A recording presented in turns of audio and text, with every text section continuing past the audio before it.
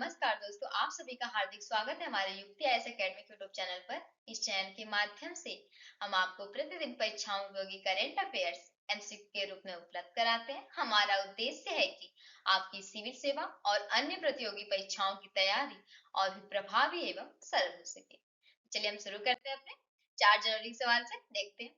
तो हमारा सवाल पूछा गया था कि हाल ही में भारत सरकार ने किन दो नई एयरलाइंस को एनओसी प्रदान किया है। क्वेश्चन ये हमारे 4 विकल्प दिए इसमें। देखते हैं। पहला विकल्प है कि आकाशा एयर और स्पाइस जेट। दूसरा विकल्प है अल हिंद एयर और फ्लाई एक्सप्रेस। तीसरा है कि संघ एयर और इंडिया वन एयर। चौथा है फ्लाई 91 और स्टार एयर। तो बात करें दो नई एयरलाइंस के जिन्हें एनओसी प्रदान किया गया है, तो ये दूसरा विकल्प से हो जाएगा अल हिंद एयर और फ्लाई एक्सप्रेस।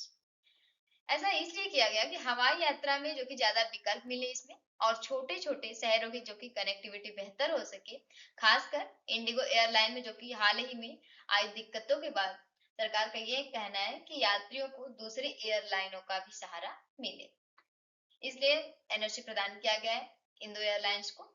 इसी के साथ आज का सवाल देखते हैं। तो आज का सवाल है हमारा कि राष्ट्रीय पक्षी दिवस 2026 कब मनाया गया। क्वेश्चन है हमारा, 4 विकल्प दिए इसमें। देखते हैं। पहला है कि 1 जनवरी, दूसरा है 3 जनवरी, तीसरा है 5 जनवरी और चौथा है 10 जनवरी को। तो राष्ट्रीय पक्षी दिवस 2026 की बात करें तो ये 5 जनवरी जो कि हर वर्ष 5 जनवरी को मनाया जाता है। और इसकी शुरुआत देखें तो ये 2002 में जो कि एवियन वेलफेयर कोएलिशन द्वारा ये की गई थी। इसके उद्देश्य है कि पक्षी संरक्षण और उनके प्राकृतिक आवास की रक्षा के प्रति लोगों में जागरूकता बढ़ाना। ये पक्षी पर्यावरणीय स्वास्थ्य के संकेतक भी माने जाते हैं और पक्षी परागण जो कि कीट नियंत्रण और बीज प्रसार में भी काफी महत्वपूर्ण ये भूमिका निभाते हैं अपनी। और यह दिवस जो कि जंगली पक्षियों को पिंजरे में रखने के विरुद्ध जो कि संदेश देता है, मतलब बताता है। वहीं अगर भारत में देखें पक्षी की, तो ये भारत का जो कि राष्ट्रीय पक्षी मोर है और इसे जो कि 1963 में राष्ट्रीय पक्षी घोषित किया गया था। वन्य जीव संरक्षण अधिनियम जो कि 1972 के अंतर्गत संरक्षित। वही कुछ अभ्यारण्य है भारत में, कम से कम 70 प्लस पक्षी अभ्यारण्य है। इनमें से कुछ दो प्रमुख हैं, केवलादेव राष्ट्रीय उद्यान जो कि भरतपुर में और वेदांत पक्षी अभ्यारण्य, ये दो ऐसे प्रमुख अभ्यारण्य हैं। वहीं जो कि डॉक्टर सलीम अली जो है उनको भारत का बर्डमैन भी कहा जाता है। ये कुछ इसके इंपॉर्टेंट पॉइंट थे। इसी के साथ अगला सवाल देखते हैं। तो अगला सवाल है हमारा कि MOHPI द्वारा लॉन्च किए गए नए लोगों की मुख्य थीम क्या है। क्वेश्चन है हमारे, 4 विकल्प है इसमें। डिजिटल इंडिया, दूसरा है सबका साथ सबका विकास, तीसरा विकल्प है डेटा फॉर डेवलपमेंट, चौथा है गुड गवर्नेंस। तभी हाल ही की बात है, MOHPI द्वारा लॉन्च किए गए इस नए लोगों की मुख्य थीम है डेटा फॉर डेवलपमेंट, विकास के लिए डेटा। इसके थीम का ये आशय, मतलब ये कहना है कि विश्वसनीय, पारदर्शी और समयबद्ध आंकड़े नीति निर्माण, आर्थिक योजना और राष्ट्रीय विकास में अहम भूमिका निभाते हैं।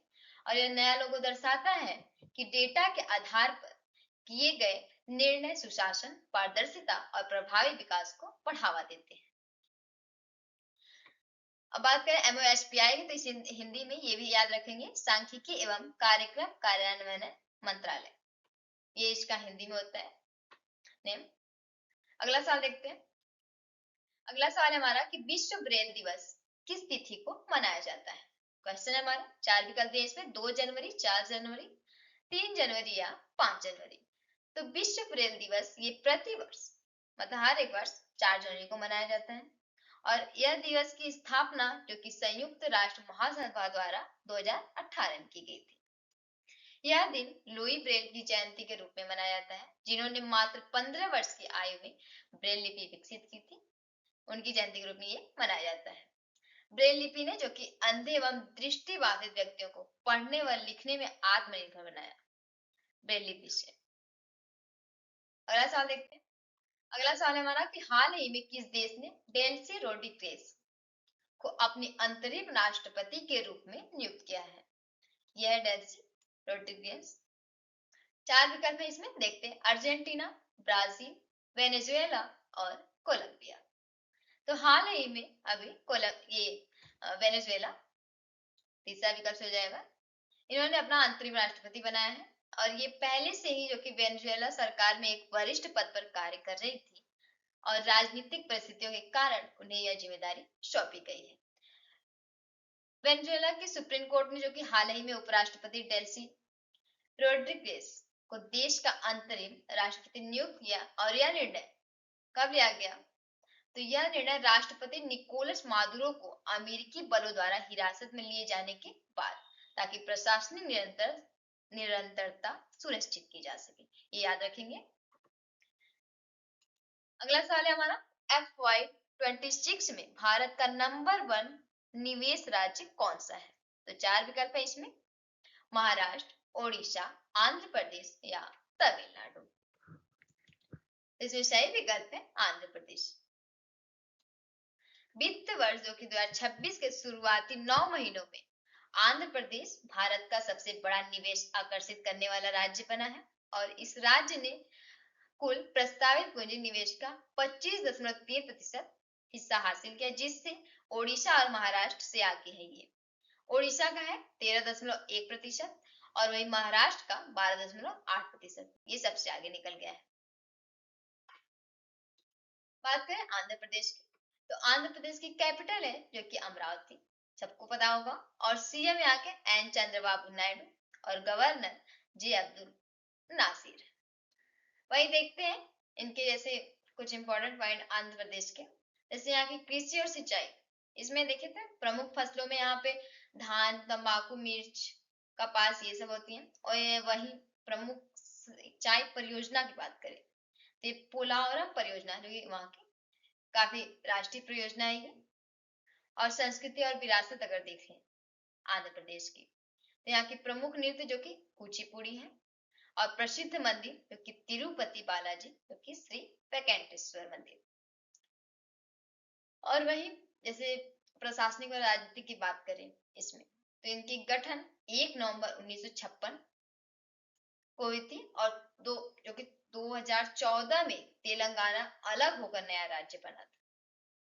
यहाँ की विधानसभा जो कि एक सदनीय होती है और उच्च न्यायालय अमरावती। कुछ इंपॉर्टेंट पॉइंट्स थे इसके। इसी के साथ अगला सवाल देखते हैं। Government institute of medical sciences मतलब शॉर्ट में GIMS में स्थापित भारत का पहला राष्ट्रीय AI क्लिनिक कहाँ स्थित है? तो 4 विकल्प दिए हैं इसमें, देखते हैं। पहला लखनऊ, दूसरा है नोएडा, तीसरा है ग्रेटर नोएडा और चौथा है गाजियाबाद। तो बिहार ही में government institute of medical sciences ये ग्रेटर नोएडा में। तीसरा विकल्प हो गया यहाँ से। इस क्लिनिक में जो कि AI तकनीकी सहायता से बीमारियों की शीघ्र पहचान होगी, सटीक और बेहतर निदान तथा मरीजों को जो कि बेहतर स्वास्थ्य और सेवाएं प्रदान की जाएंगी। ये इसके कुछ उद्देश्य थे। अगला सवाल देखते हैं। अगला सवाल है हमारा कि स्कूलों में अखबार पढ़ना अनिवार्य करने वाला राज्य कौन सा है? तो 4 विकल्प है इसमें, मध्य प्रदेश, गुजरात, राजस्थान या बिहार। तो बिहार में स्कूलों में अखबार पढ़ना अनिवार्य करने वाला राज्य राजस्थान। तीसरा विकल्प हो जाएगा यहाँ से सही। इसके उद्देश्य की बात करें, इस फैसले का उद्देश्य, तो इसमें बच्चों की पढ़ने की आदत को बढ़ाना, उन्हें देश दुनिया की जो कि ताजा खबरों से जोड़ना, वही सामान्य ज्ञान जैसे करंट अफेयर्स को मजबूत करना उनके, और छात्रों की जो कि सोचने और समझने की क्षमता को विकसित करना। ये सब कदम जो कि शिक्षा को और अधिक व्यवहारिक बनाने की दिशा में उठाया गया है। अगला सवाल देखते हैं। अगला सवाल है हमारा कि हाल ही में झारखंड उच्च न्यायालय के नए मुख्य न्यायाधीश के रूप में किस न्यायाधीश ने पदभार संभाला है? तो क्वेश्चन है ये। 4 विकल्प है इसमें, देखते हैं। जस्टिस सोमन सेन, दूसरे हैं जस्टिस संजय कुमार, तीसरा है जस्टिस महेंद्र सरचंद सोनक और चौथा है जस्टिस दीपक गुप्ता। तो बिहार में झारखंड उच्च न्यायालय के नए मुख्य न्यायाधीश के रूप में महेश शरद सोनक इन्होंने पदभार संभाला है। तो यहाँ से तीसरा विकल्प हो जाएगा, ये है महेश शरद सोनक जी। अगला सवाल देखते हैं। अगला सवाल है हमारा कि प्रधानमंत्री नरेंद्र मोदी ने हाल ही में किस शहर में 72वीं राष्ट्रीय वॉलीबॉल प्रतियोगिता का उद्घाटन किया? क्वेश्चन है हमारा। 4 विकल्प दिए इसमें, देखते हैं। पहला है कि नई दिल्ली, दूसरा है अहमदाबाद, तीसरा है वाराणसी और चौथा है लखनऊ। तो अभी हाल ही की बात है ये, प्रधानमंत्री नरेंद्र मोदी ने हाल ही में वाराणसी शहर में 72वीं राष्ट्रीय वॉलीबॉल प्रतियोगिता का उद्घाटन किया है। इस अवसर पर प्रधानमंत्री ने कुछ बोल जैसे कहा है कि वॉलीबॉल टीम वर्क, विश्वास और सामूहिक जिम्मेदारी भी सिखाता है, ये उनका इन्होंने कहा है। और जैसे खेल में टीम जीत टीम से मिलती है, वैसे ही राष्ट्र निर्माण भी सामूहिक प्रयास से होता है। इनके कुछ संदेश हैं, जैसे टीम फर्स्ट और इंडिया फर्स्ट, इन्होंने संदेश दिया है। और इस प्रतियोगिता में जो कि 28 राज्यों की टीमों ने भाग लिया, जो एक भारत श्रेष्ठ भारत की भावनाओं को प्रदर्शित करता है।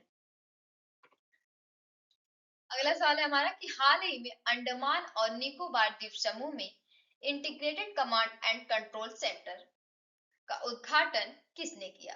तो 4 विकल्प दिए इसमें। प्रधानमंत्री नरेंद्र मोदी, दूसरा विकल्प है रक्षा मंत्री राजनाथ सिंह, तीसरा है केंद्रीय गृह मंत्री अमित शाह और चौथा है नौसेना प्रमुख। 4 विकल्प है इसमें।